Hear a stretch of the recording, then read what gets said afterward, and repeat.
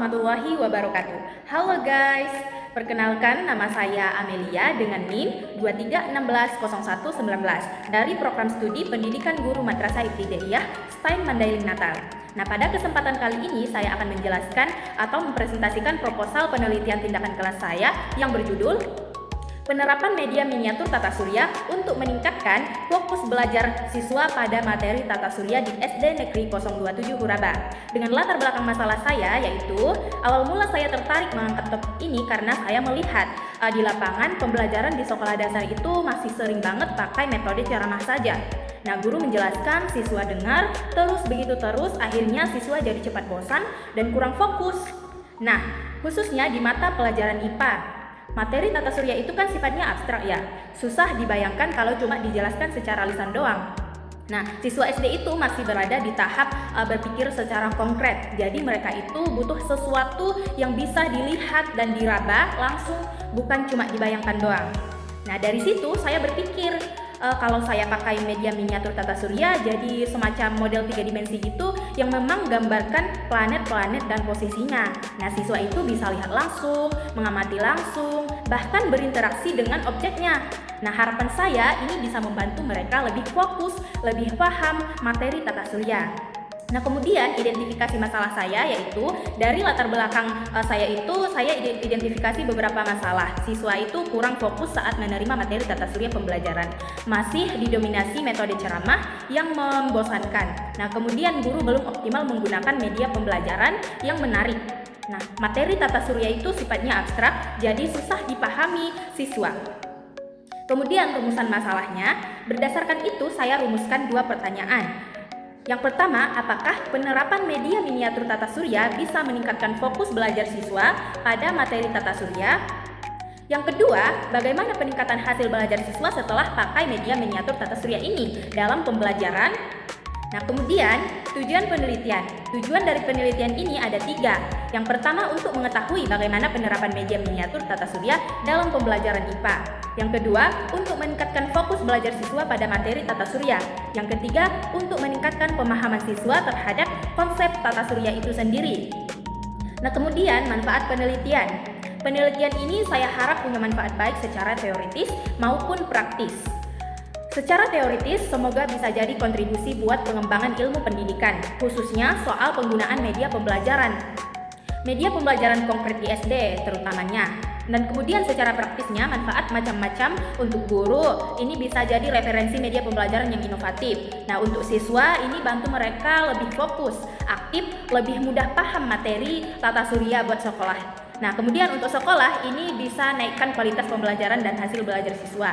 Dan untuk diri saya sendiri sebagai peneliti ini nambah wawasan dan pengalaman penerapan media pembelajaran. Nah, kemudian kita bahas kajian teori. Singkat saja ya, sedikit saya jelaskan landasan teorinya. Menurut Ashar Arsyad, media pembelajaran itu segala sesuatu yang bisa dipakai untuk menyalurkan pesan sehingga bisa merangsang pikiran, perasaan, perhatian, dan minat siswa dalam belajar. Kemudian menurut Supriyono juga bilang media pembelajaran itu penting banget terutama buat siswa SD karena mereka itu masih di tahap berpikir konkret. Nah, jadi butuh alat bantu visual atau benda nyata.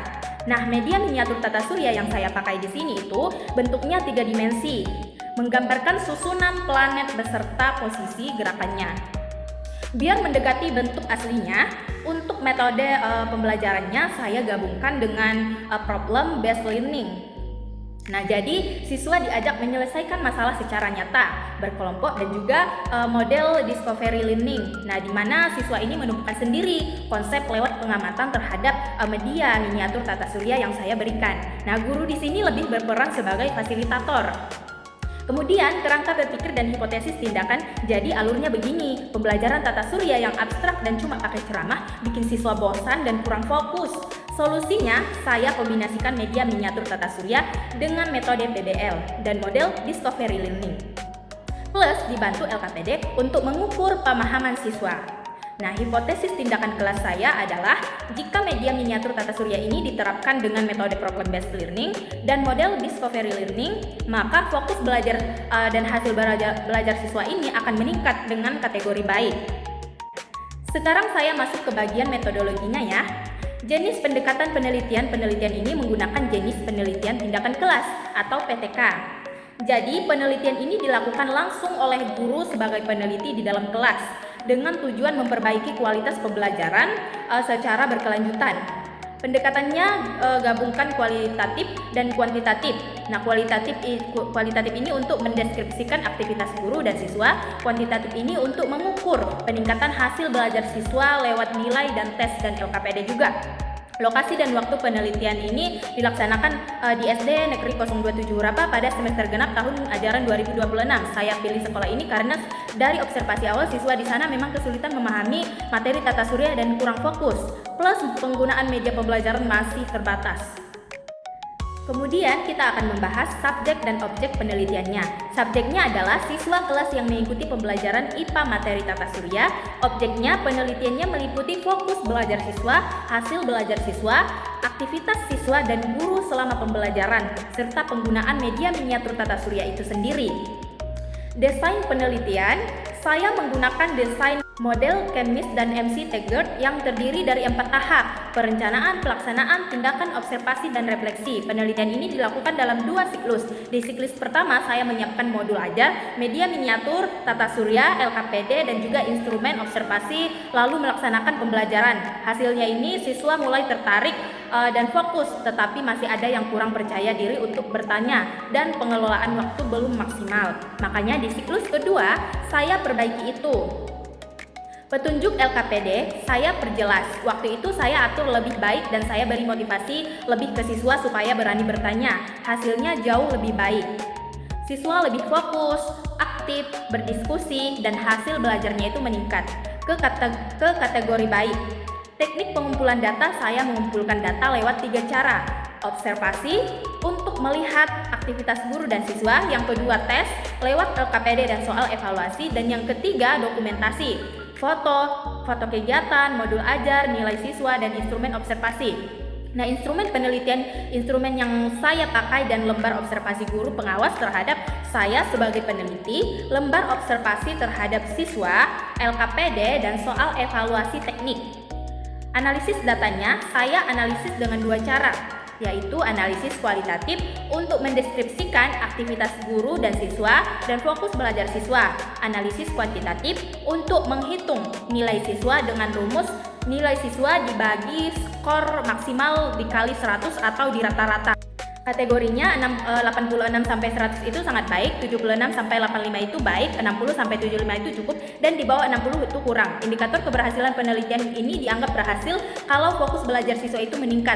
Siswa aktif berdiskusi dan tanya jawab, siswa bisa mengerjakan LKPD dengan baik, hasil belajar mencapai kategori baik, kemudian sebagian besar itu siswa nilainya itu di atas KKM. Dan pembelajaran berjalan aktif, efektif, serta menyenangkan.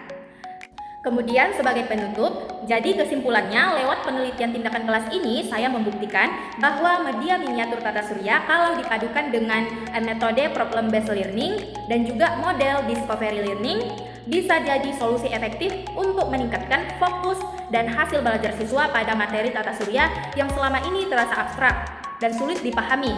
Mungkin itu saja yang bisa saya sampaikan dari proposal penelitian saya.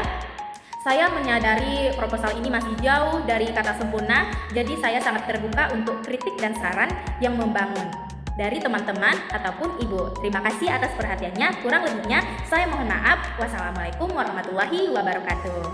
Dah, see you next time.